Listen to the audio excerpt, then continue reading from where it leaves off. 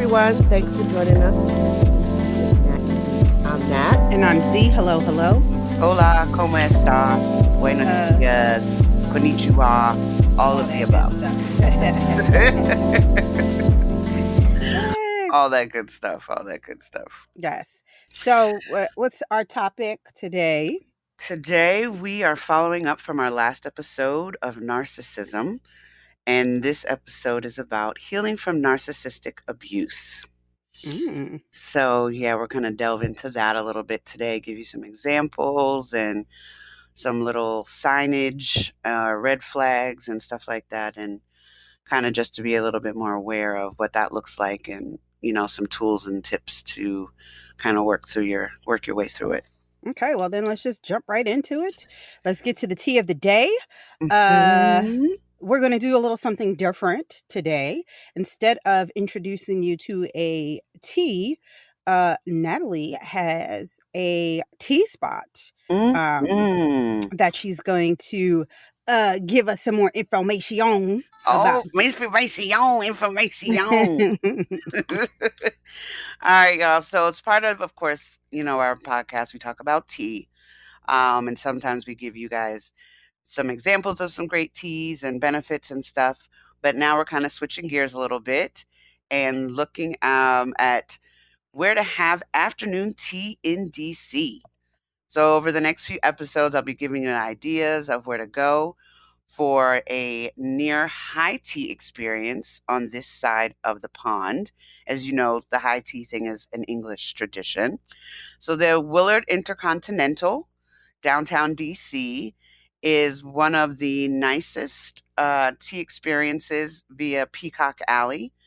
It's a corridor, like visually, it's like a corridor strewn with ornate golds, rich reds. It's really visually appealing to walk into this particular spot. And it has a lot of posh undertones, very stush for the high tea vibe, if that's what you want to go for. It's an elegant tea selection that they feature black, green, herbal, and white tea varieties that accompany those cute little stylish cucumber sandwiches that we all love, and pastries and scones. So they have 2 seasonal afternoon teas, usually the holiday afternoon tea and around the corner, the cherry blossom afternoon tea. All right. Their vegan, vegetarian, and children menus are available upon request. So I will make sure that we have the address posted to our site so you guys can check it out and stay tuned for the next installment of High Afternoon Tea, darlings. And we really do have to do that because we always say, oh, yeah, we're going to post it. We never do. It never gets do better, posted. y'all. We're a work in progress. It never I be gets posting posted. it in my mind, though. I be in my mind. In my mind.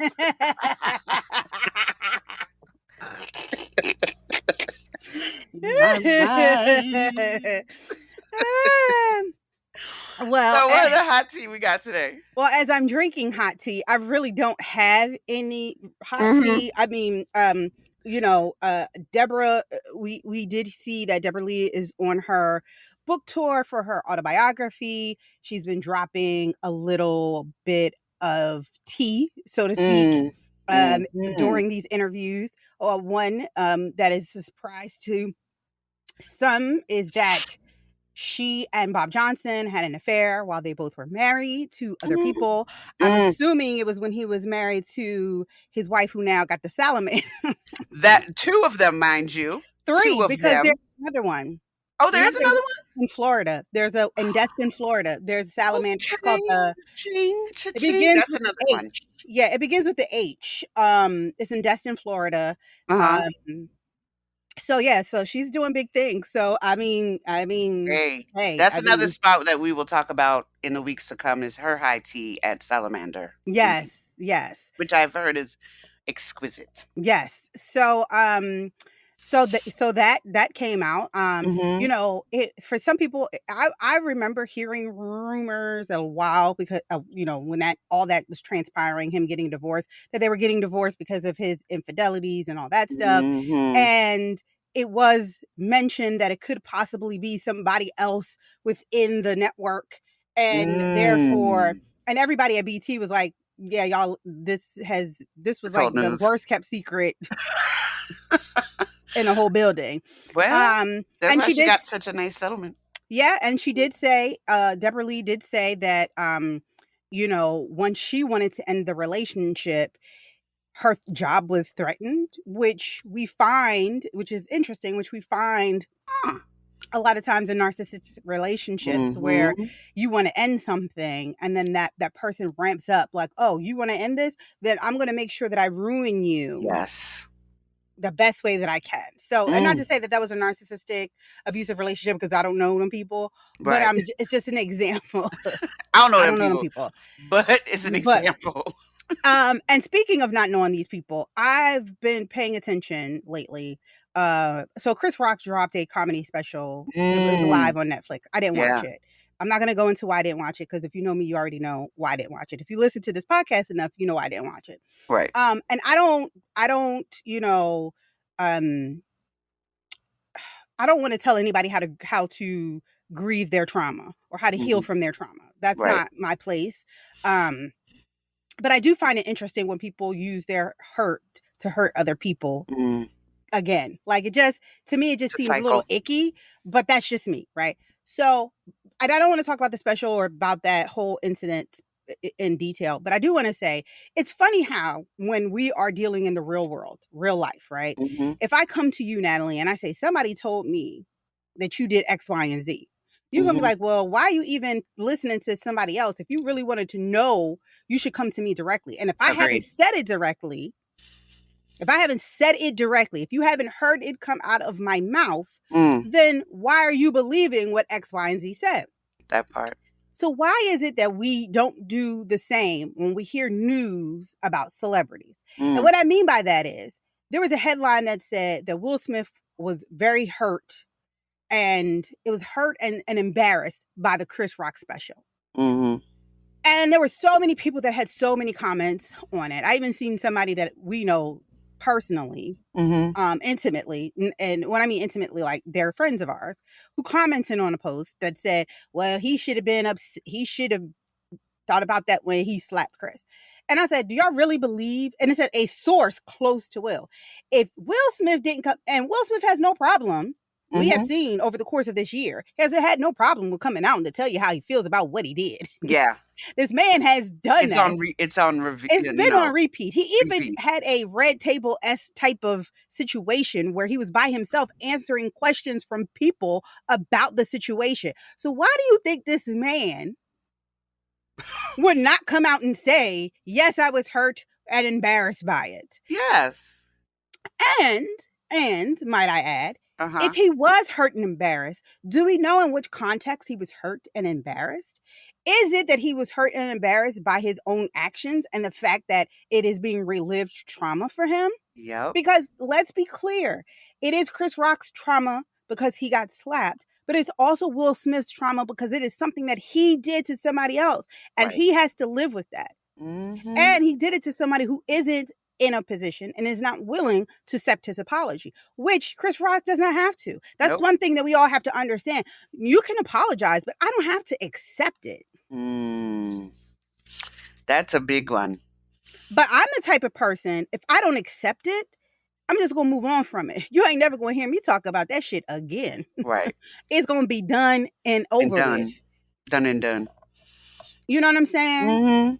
That's just how I feel. Like, if you hurt me Mhm. and I haven't dealt with it in a way that I feel, because sometimes, like, you could get hurt and want to hurt that person back just as bad. Oh yeah. I have learned, because I just had this That's a conversation with, human reaction. it is. I've had this conversation with somebody recently. I used to be on revenge time. Like, you hurt me, I'm going to make sure that I will scorch the earth Mhm. behind you. And then I realized that takes more energy from me. It does. And it's almost an expected response for some people. Some people hurt you and expect you Right. to flip the fuck out on them. And sometimes that's what they want. And this is good to talk about because this happens a lot in narcissistic, abusive Mhm. relationships. But two things can be true at the same time. Hello, thank you. Will can be hurt by his actions, and Chris Rock can be hurt by Will Smith's actions. Right. Both can be true. Remorse and regret. All those things come into play. And because both can be true, both are able to experience that trauma and heal from that trauma in the best way that they can. However, I personally don't feel. No, I'm just going to get into it. I have not liked Chris Rock as an individual for a very long time. And it's funny that his comedy special was called Selective Outrage, and I see people commending his comedic stance in that special, but then not have any opinion on the fact that he was out here letting white people say the N-word with the hard ER at the end and have no qualms about it. And the only person that checked him was Jerry Seinfeld. There's a video of it. You can see it. Wow. Okay? I remember watching Bad Hair when it first came out and watching it a few years later and realized this is not an ode to Black women. This is really chastising and teasing and making fun of Black women for the choices that they make when it comes to their hair. If you do not believe me, go back and watch it. Yeah. And for a Black man to have the audacity to make a show on women's hair, nobody sees how that's a problem. And then the historical concepts and backings behind why hair is such an issue and a challenge for us as Black women, and how there even had to be a Crown Act to be developed to pass that says we can wear our hair the way it comes out of our damn head. And you're over here talking about what good hair is and the how much money we pay for hair and that's what it was called. Good hair. I said bad hair. Good hair. Yeah. Well, it should have been bad hair because that's how he made it seem. Right.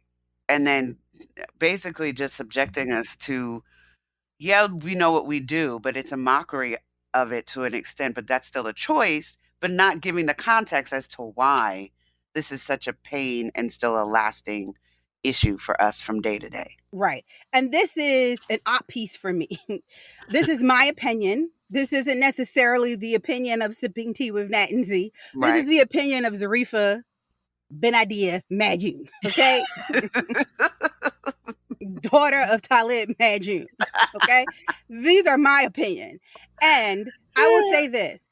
Everybody wants to talk all this shit about how it was really rooted in the fact that Jada was sleeping. This is his special. Yeah. And I've seen clips, so I can speak on the clips that I've seen. Right. That is rooted in the fact that Jada was sleeping with August Alsina, which was a friend of his son, blah, blah, blah, blah. Let me be clear. They had an open marriage. They've told you as such. Why do you care? Which is another topic that we're going to talk about next week. Right. Unconventional relationships. It seems like when Black people engage in unconventional relationships, when Black women have agency over their sexuality, it is a problem for a lot of men. And I'm tired of it, right? Again, opinion of Zarifa. I'm just clapping you up to they that have opinion. been very vocal about the fact that they've had an open relationship. So you on this stage talking about a marriage that has been open, that they said it has been open, that they've agreed to, but you don't want to talk about the fact that you cheated on your wife with Kerry Washington. Now, do you? You don't want to have that conversation. You was having an open relationship with your wife, didn't know. Well, that part. That's what I'm saying. You want to talk about selective outrage? Let's get into it. Because there's a lot of things that he has done that has shown that he is the opposite of the shit that he talks about. And now you're dating a white woman, a basic looking white woman at that. After all of that. Calling Black women bitches? What? Okay. That's all I'm going to say about that. As she sips her tea, y'all, on camera. Just have that little boop boop for you. Boop. That's all I'm going to say about that. The Oscars are tonight.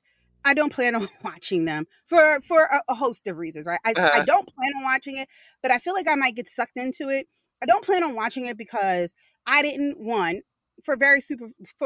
I didn't watch hardly any of the movies that have been nominated. It's just been, I've been more invested in TV series than I have been in movies, which is probably why the movie theater industry as it stands is crumbling before our eyes, right? Mm-hmm.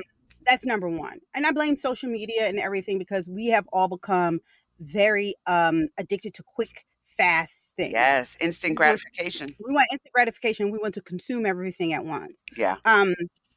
So I have not watched these movies, not all of them.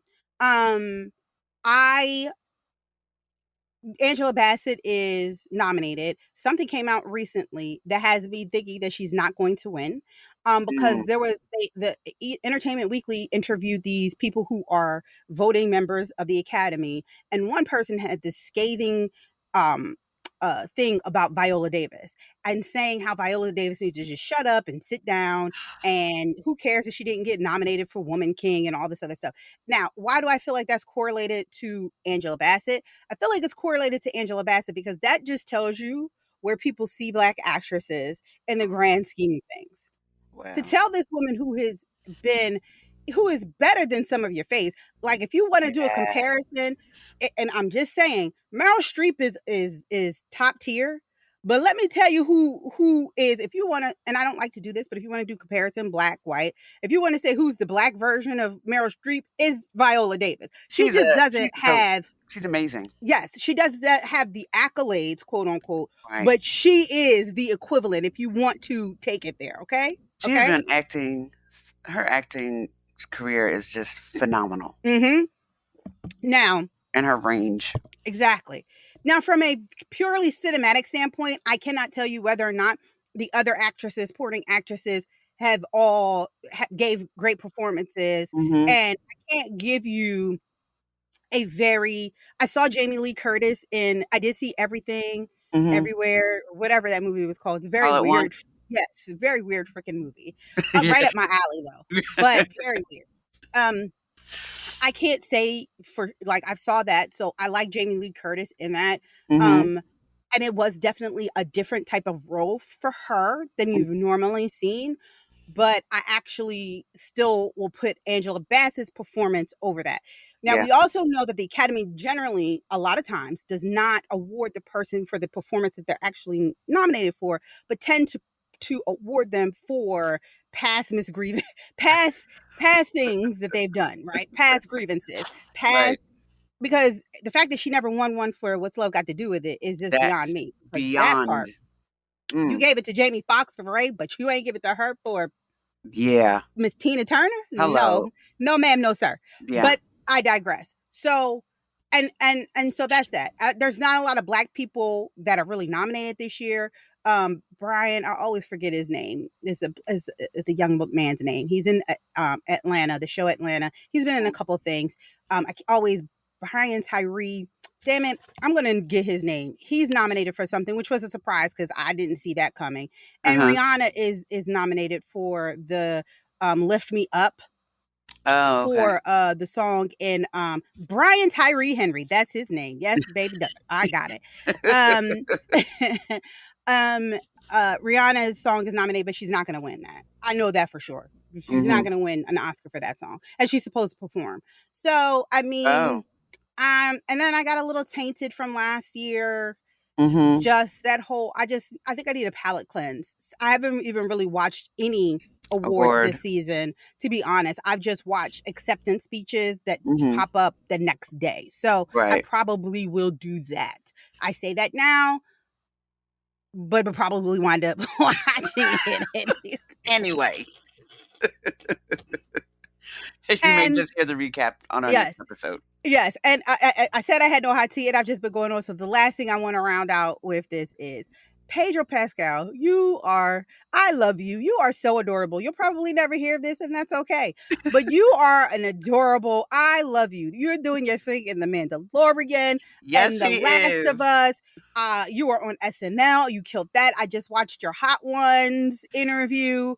Like that man was eating hot wings like it was nothing. Ah, That is kindred spirit right there. I love him. I loved him in Game of Thrones. Oh, yes, Game of Thrones.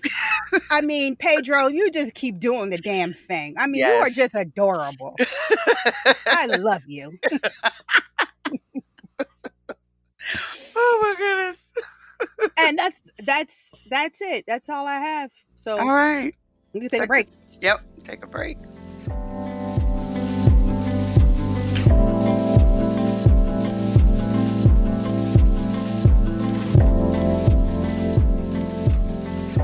And we're back.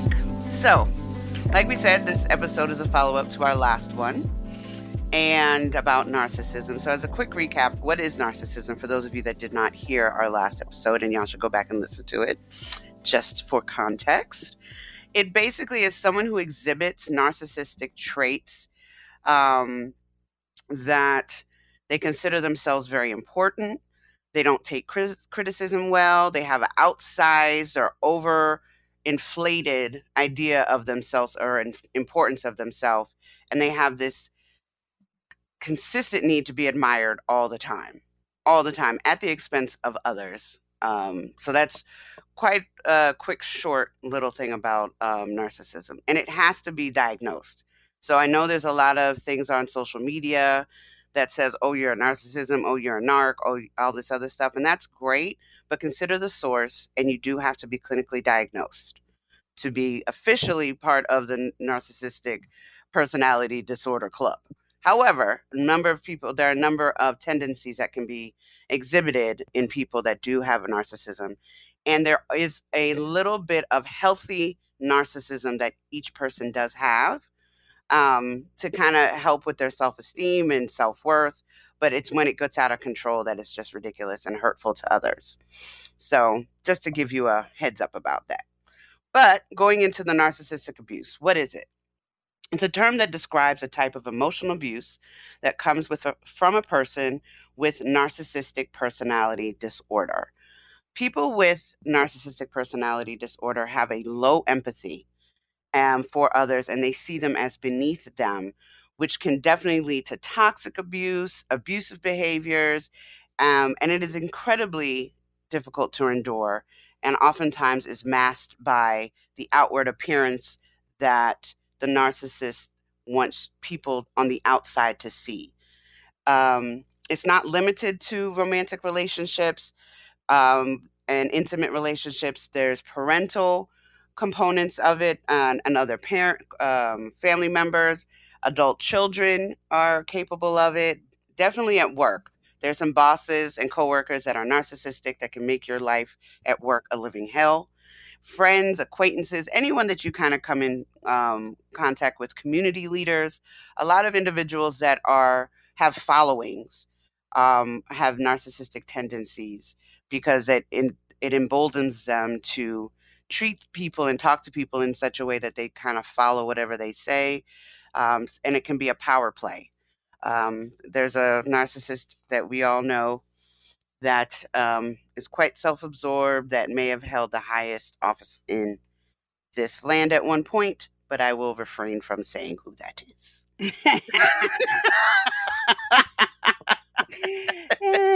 Voldemort, he who shall not be named. Voldemort, he who shall not be named. He who has created such a clusterfuck in this country. We are a dumpster fire. Man, This country you. And nobody cares. That's the crazy part. But let's not get there, because I can rant on that for like hours and hours of this. So what are some of the signs of narcissistic abuse? So we have a few. Love bombing. Love bombing is one of those things where you shower people with attention and affection quickly, and then it later goes into emotional abuse. Yeah. So it doesn't have to be materialistic, right? It could be that the new person focuses all of their attention and time on you, right? And it can make you feel, it's addictive. It can make you feel good. And especially for someone who may have been emotionally neglected as a child, or it could be something, someone who may have suffered some trauma in past relationships, where they've always felt unworthy. They get with someone and then they're just showering them. They're just bombing them with stuff.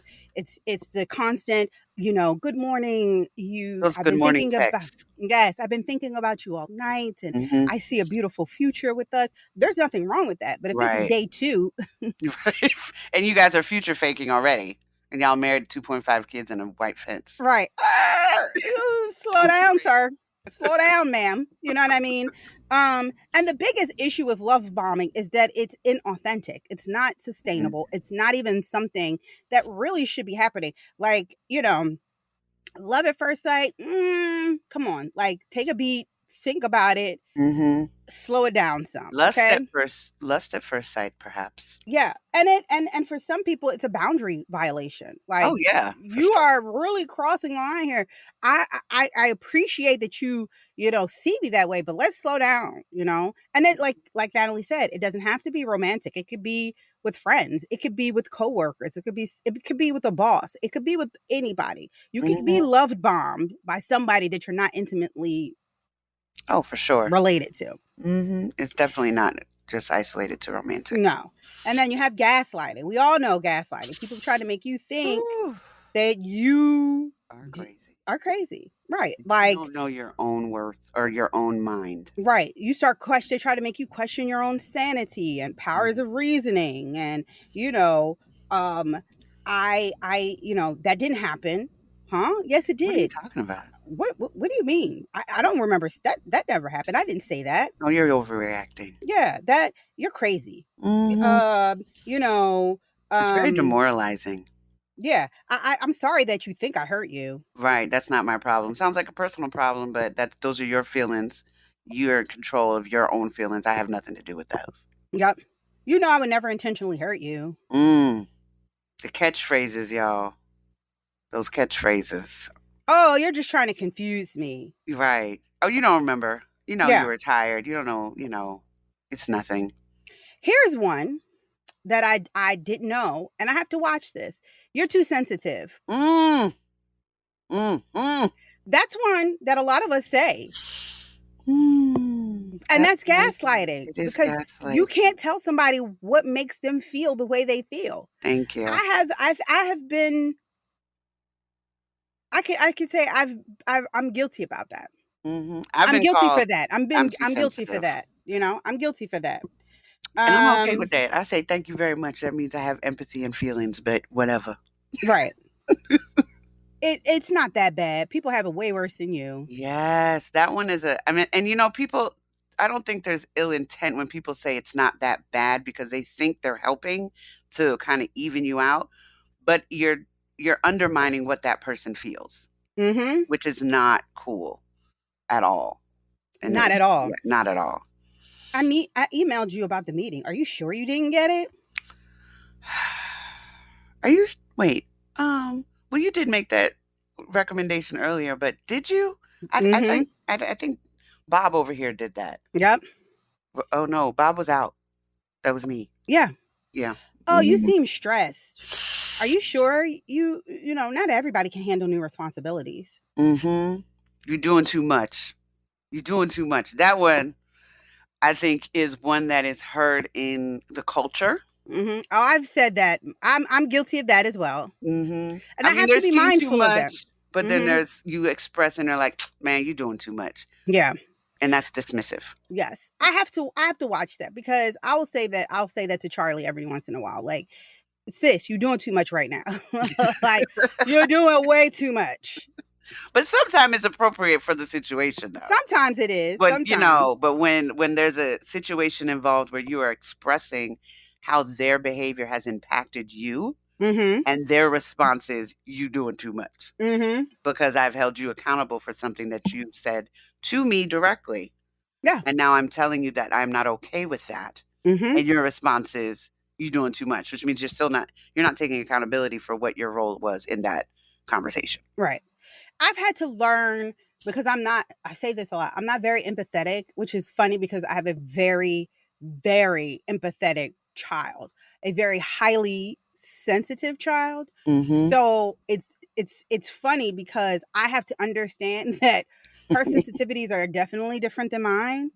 And I always tell her, I understand you have big emotions about this, Mhm. but let's find ways to redirect right now. That's what I say to her because I don't want to be dismissive of her Yeah. emotions and feelings. But sometimes I'm like, sis, you really crying because But sometimes it's a reality check because I think sometimes even with the young people today, if you don't mm-hmm, try to check them, then they can't handle how to relate in real world situations. That's true. I mean, It's there's just, yeah, there's moderation is key, it is. because you still, I don't think it's necessarily a bad thing to be like, yo, you need to calm down a little bit. I mean, yeah, You're doing too much. Just calm down, because there are some people that go left and take things way over the top, and yes. and those aren't the people we're talking. That's not the situations we're talking about. No.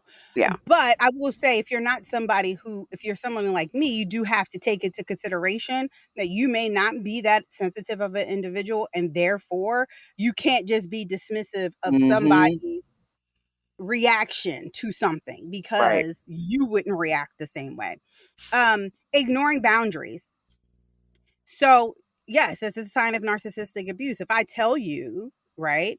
If I tell you that one of my boundaries is people showing up to my house unannounced, and you show up to my house unannounced and don't think that, and you have flowers, and you think because you bought flowers that it's okay because you show up at my house unannounced, like Mm. you can show up at my house unannounced because you bought flowers. That's a problem.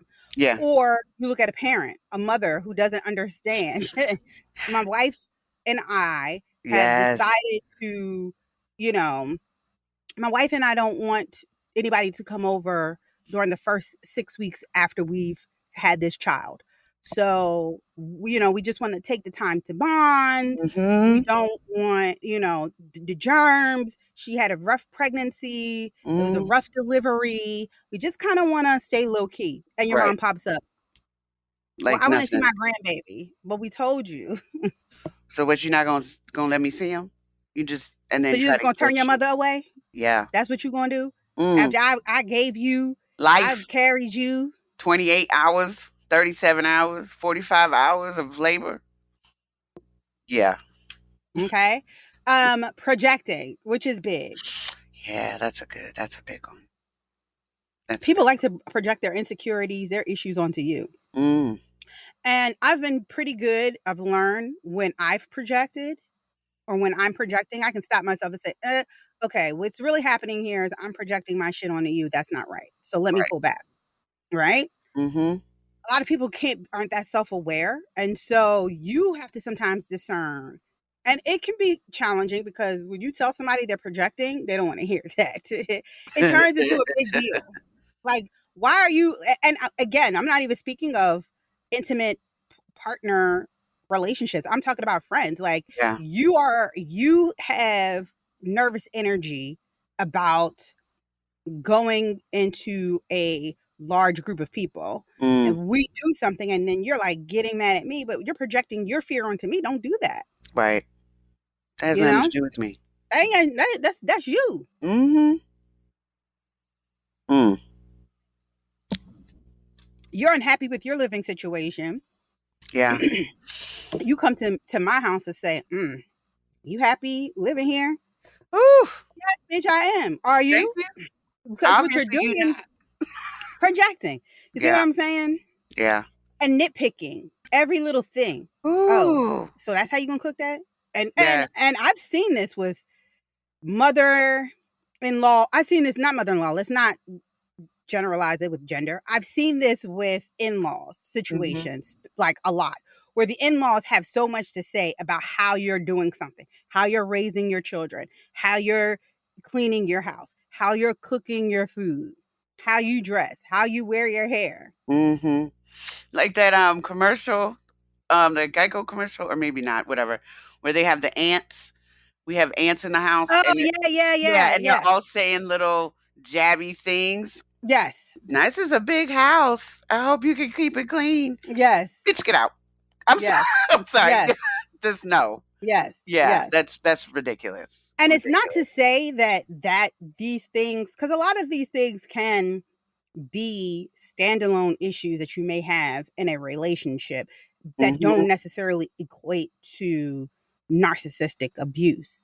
And we'll get into more of how you can determine whether you are experiencing narcissistic abuse in your interpersonal relationships. Mm-hmm. And there's several examples of this that we kind of alluded to already, but to kind of dig deeper, there's withholding, when this we kind of talked about when we touched upon intimate partner violence and withholding money or affection, and communication, and just to like the silent treatment. You shut down and you don't talk to your significant other for weeks, thinking that you're punishing them because of something that you held them accountable for. The silent treatment is a huge form of withholding. So, that's interesting to say the least. And then there's emotional blackmail. They use your own emotions against you, and they turn everything around on you to make you feel guilty or fearful of leaving the said situation. Insults, verbal abuse, name calling, harsh criticisms, all of those things that are just rude and just uncouth and uncalled for.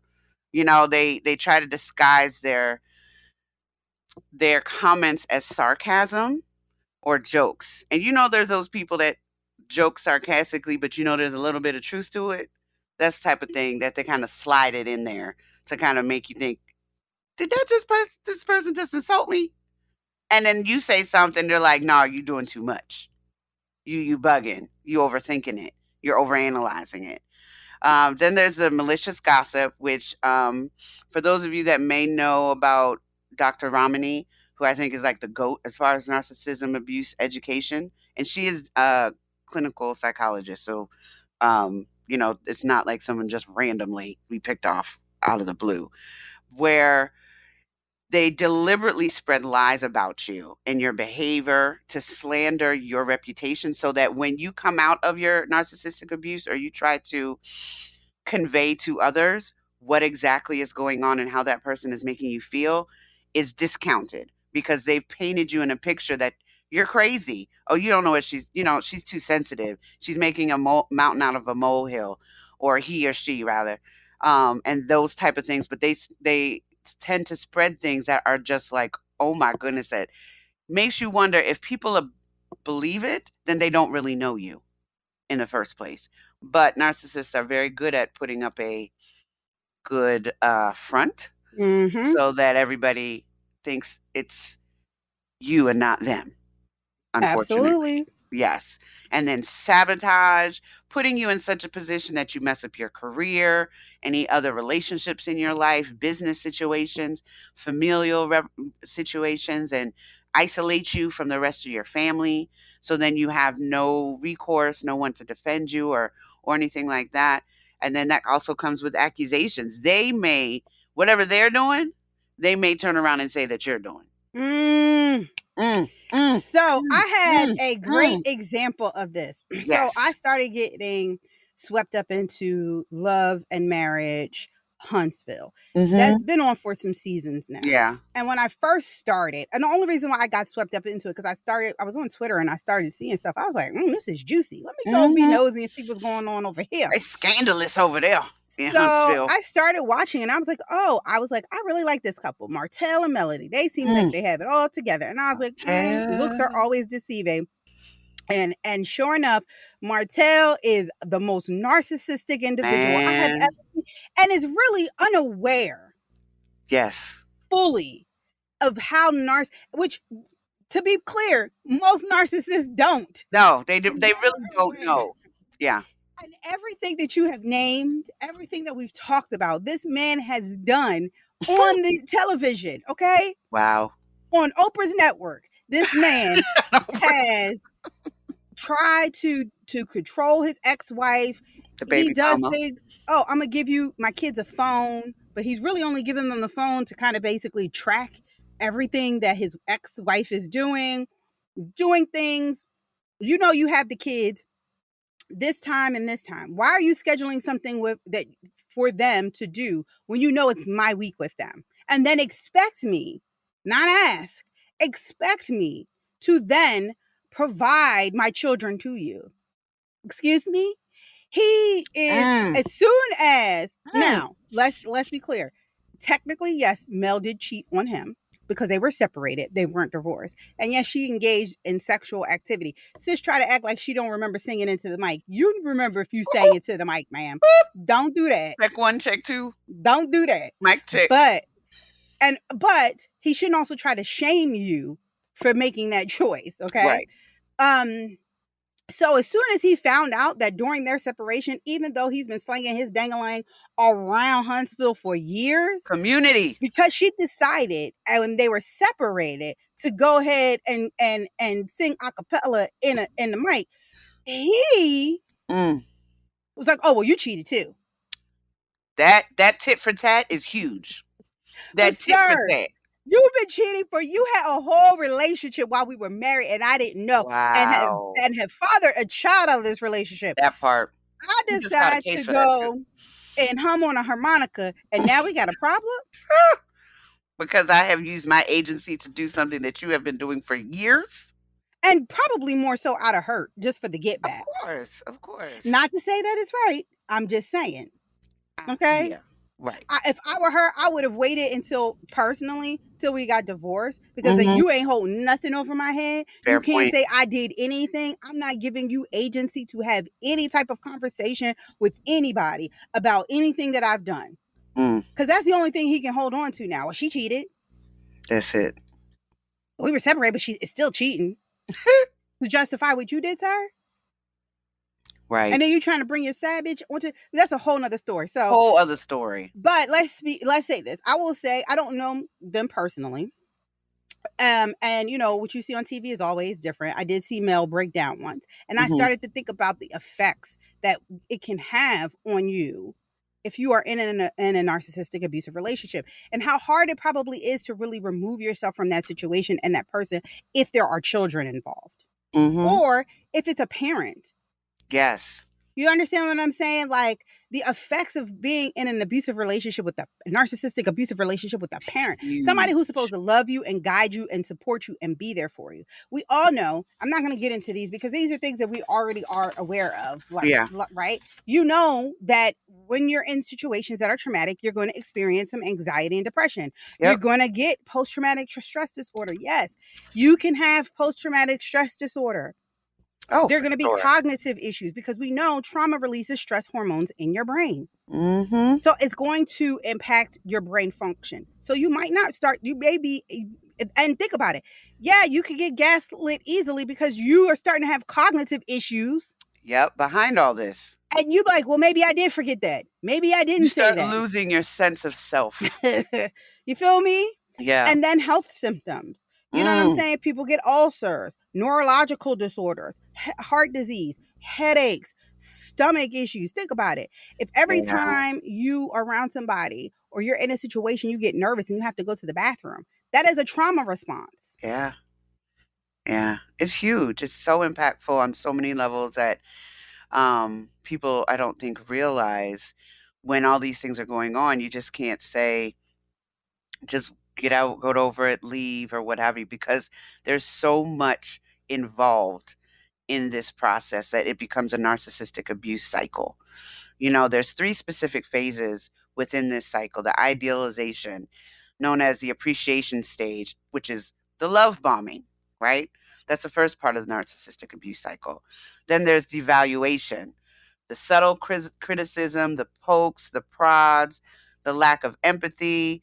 So then after you've been love bombed and you start responding in kind to what you think is going on with a mutually loving, affectionate, respectful relationship, and next thing you know, you start continuing that behavior and they shut it down and they're looking at you like, what's wrong with you? That's not really how I'm rolling anymore. The depreciation, they just don't value you and what you're saying that they did when you were love bombed, and they thought everything of you and hung on your every word, and now they just don't have time of day for you, or they take little digs to chip away. It's a slow process because a lot of folks, I think, don't even realize they're in a narcissistic relationship until years past, because it's not something all the time that you figure out right away. And then there's the rejection and discarding phase. They decide that they're done with you. They've found other supply. And by supply, I mean other people to give them admiration, to give them props, to stroke their ego. And the rejection oftentimes is swift. They just kind of drop you like a hot potato. And you're sitting there wondering, what the hell just happened? Seriously. And this is a very dangerous cycle because of all the things that we spoke about earlier, because it affects your cognitive state, excuse me, and causes other health issues, can spur chronic illness. Excuse me.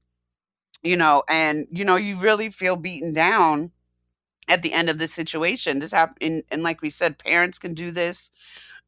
Coworkers, your boss can do this and make you think that you're just not useful at work, that you're just there to show up and hold the seat hot or something like that. It can have a huge impact. And the results of all of this, the one thing that is guaranteed within a narcissistic relationship is loss.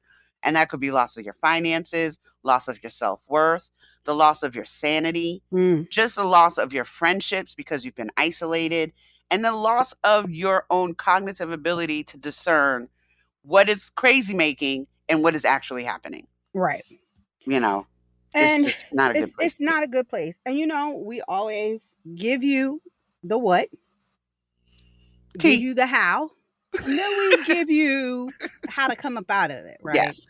So here are some stages that occur when you're trying to heal after being in a narcissistic abusive relationship. Sometimes it's more so denial, right? You're like, no, this is not what's happening. This is not what it is, right?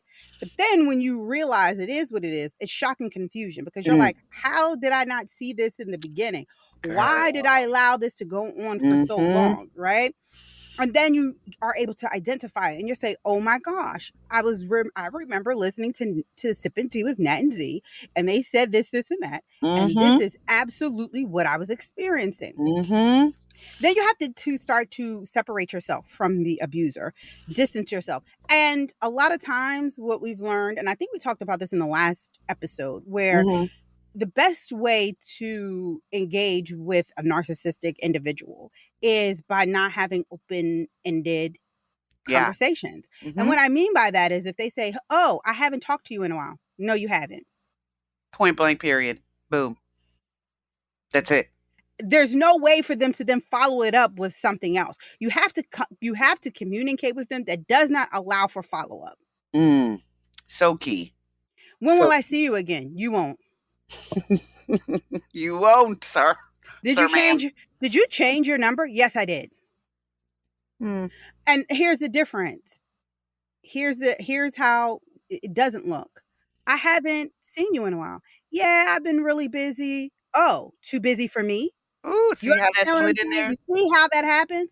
Oh, I see now. And now you've given that person control to change the entire narrative. Yep. And before you know it, you're sitting there like, what just happened? See how that works? That's how you have to deal with someone who is narcissistic. Complicated grief, right? And complicated grief is like, you may still love this person, you may still hold this person at high regard, but then there's a sadness and emotional turmoil, like anger and guilt and sadness over the situation. You got to educate yourself. Find ways. Don't just listen to this podcast. Right.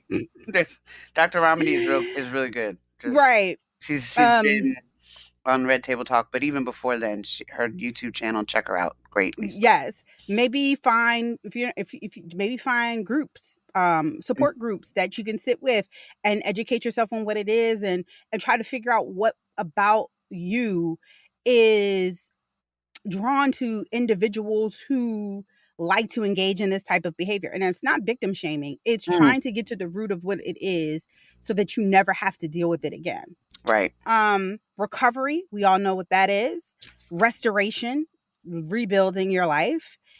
Meaning making, finding meaning and getting closure, and then paying it forward. Just finding ways to give back and help others. And it could be through a podcast. It could be through a blog. It could be through, going to support groups and giving your testimony in hopes that others will learn and avoid.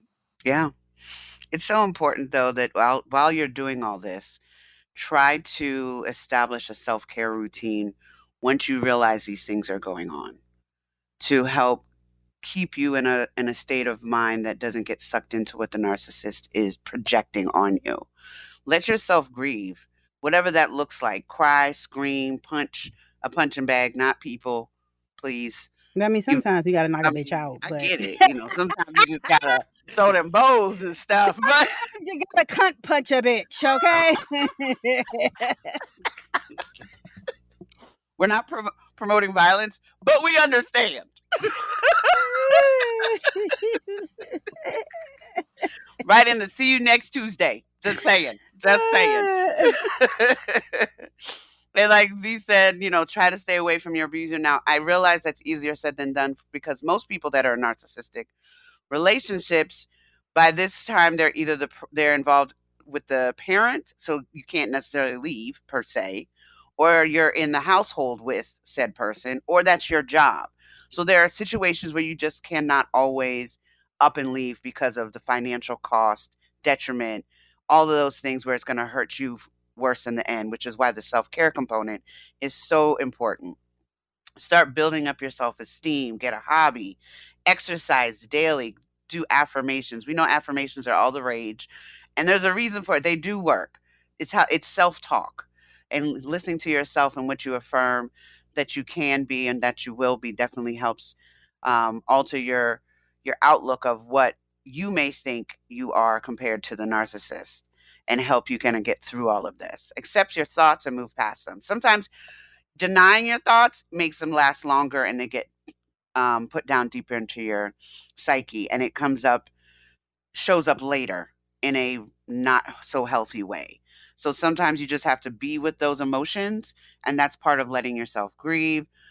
Create goals for yourself. Be patient, be gentle, give yourself grace.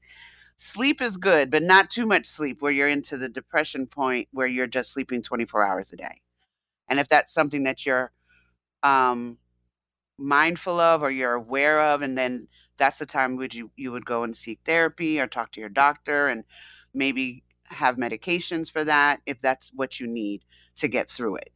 um, Eating healthy, that's important, because if you're already not feeling well, um, energizing your body and feeding it good things can definitely help with how you process different things, and how your psyche and brain fog and all of those things can come into play. But if you're eating well, it can definitely help subvert some of that.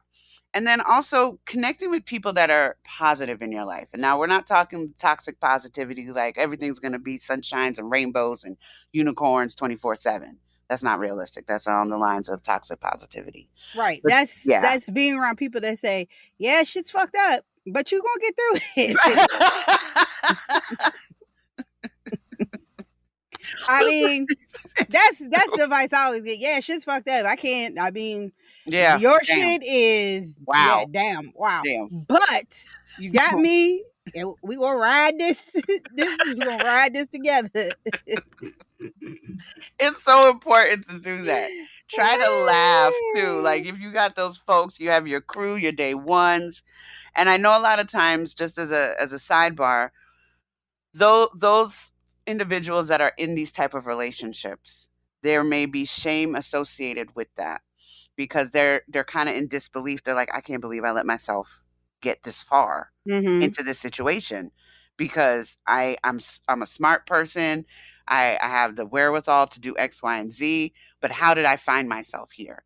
And it's a slow chipping away, methodical process for some that others will never see. Right. Never see. It is not the type of situation you could just be like, you should just leave. Mm-hmm. And that is more detrimental to you than providing some other type of support to that person. Right. And practicing mindfulness and yoga, and other relaxation tips, meditation, insight timer, y'all. I did a meditation this morning with them. That's who I do my meditations in the morning with. I love them, and they're free. Who? Insight timer. Oh, okay. Yes. I think they're one of the best meditation apps out there. And they You have have to pay for it? no, you Okay. can, but you don't have to. It's free. Okay. Yeah, but I would definitely. I had a meditation this morning that was just wonderful, and it just kind of helped me center myself today about just focusing on yourself and just little things, taking little baby steps, and how important that is to not overwhelm yourself, and always try to give yourself grace, man. It's them, not you. I feel like once you learn how to give yourself grace, and once you learn how to let go of certain negative emotions, I feel like you're able to maneuver this life a lot better. I feel like over the Yeah. last I feel like since the pandemic, I've kind of learned how to really focus more so on positive energy than the negative energy. That's not to Yeah. say that the negative energy doesn't come, but I kind of feel like I realize what my triggers are. I realize what upsets me. Like it used to be a situation where I was just like, I would feel like you're ignorant if you don't watch the news. And now I understand why people don't. Ignorance is bliss. When It you don't is. know what's going on, your Yeah. life feels a lot better, right? It's not as Facts. heavy. Same thing with like um the internet and social media. I've learned that social media has created this atmosphere that as soon as somebody provide you with a different opinion than yours, you automatically like, oh, I don't like them. I don't want to associate with them. And I feel Mhm. like it causes a lot of toxic energy. Mm. Um, you just gotta kind of, I don't know, like that last one, practicing mindfulness is so important. I think that Yeah. that helps with so many of the topics that we've talked about, and just moving through Awareness and too. being aware and giving yourself grace. So some final thoughts on narcissistic abuse. Mhm. The One quick narcissist. thing I wanted to talk about with the mindfulness and, like, Mhm. meditation. I know a lot of folks, when you hear it can be very intimidating. M Meditation is not just sitting in cross-legged, seated position with your hands open to the sun, talking about Om, no, Reiki, whatever. I don't Mhm. know the stance. But it could be taking a walk in nature. It could be doing pottery. It could be doing something that gives you joy and you kind of zone into that and you focus on that because it brings you peace.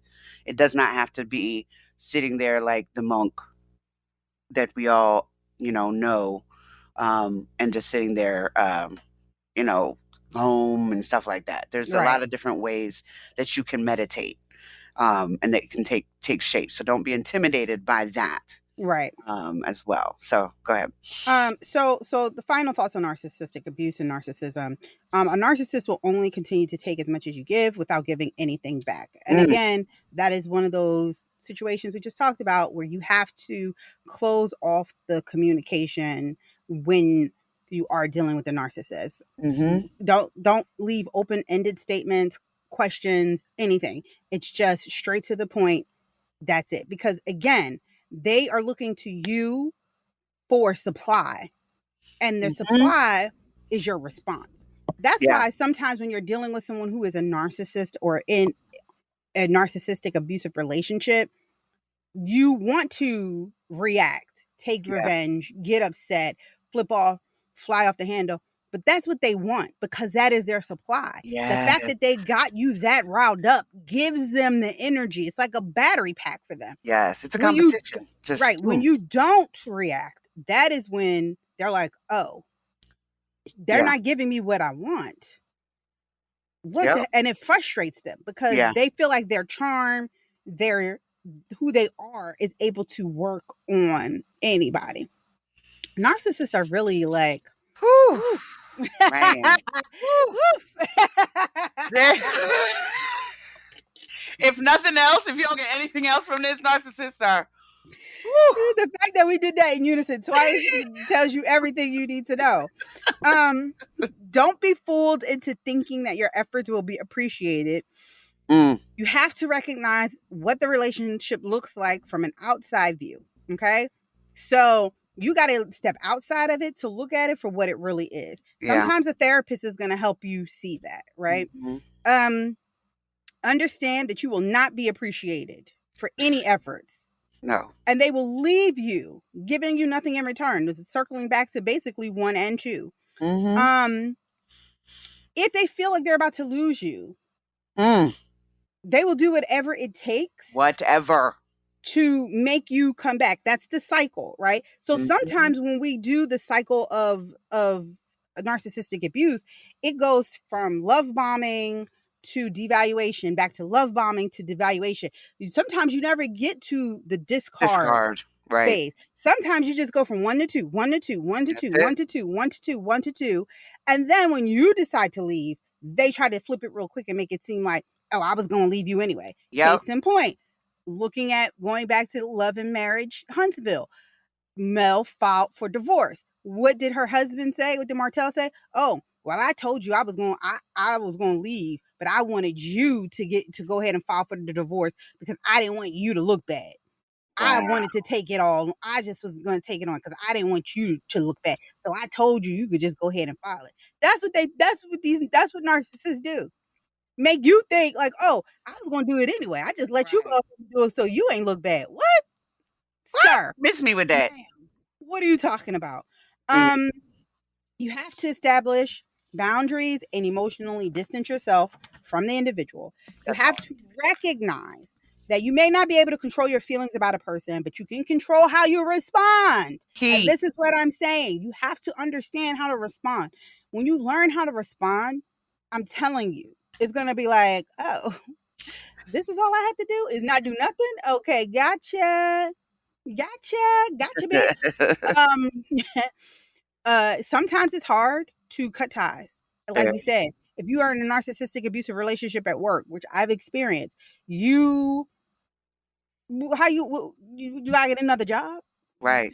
You got to uproot your life. And that's what narcissists do. Like they cause you to lose all sense of stability, financial, just wherewithal. It's like they really can take everything from you. Yes. And And recovery is yes. a long can be a very long process because it's Yes. so interwoven into your life. It is not a quick I'm gonna just be out. Yes. Doing this, I see that there's a dynamic that I'm seeing between two people that I know. And I'm realizing, wow, this is a narcissistic abusive relationship. And the person doesn't realize that they are in a narcissistic abusive relationship. And honestly, it's not my place to step in and say, this is what's going on. I need you to see that. It ain't my place. But I'm like, whoa, this is really what it is. Y'all really got some issues that y'all have not addressed, and it is not good. Um, Mm-hmm. reflects on the characteristics of the individual to avoid finding oneself in similar scenarios in the future. Mm. Point. And That's a you gotta toughie. it is, but you also have to refuse to lose your own sense of purpose, right? Mhm. Because narcissist likes to take center stage. Right. And you'll eventually learn to trust yourself again because that is one things narcissists do take from you is your ability to trust yourself and your own judgment. Yes, And you second guess everything you do everything and you any do. relationship that you may go into, job, familial, romantic. So it is a challenge. This is not something to be undertaken lightly. And if you do go for therapy, make sure you ask your therapist if they are familiar with treating, diagnosing narcissists and those that suffer from narcissistic abuse, because it is not something that every therapist knows how to do. Right. Because they can gaslight you just the same way in therapy, making you think that you're overreacting and that you need to be more understanding of that person and whatever trauma they may be going through. And they don't want necessarily me to do that intentionally, but those that are trained in narcissistic personality disorder will be able to better assess and guide you in the best way to heal. That's right. And so on Always that that note, you gotta yep. ask though. It's And so on that important. note, we're going to take a break and come back with the last sip of the day.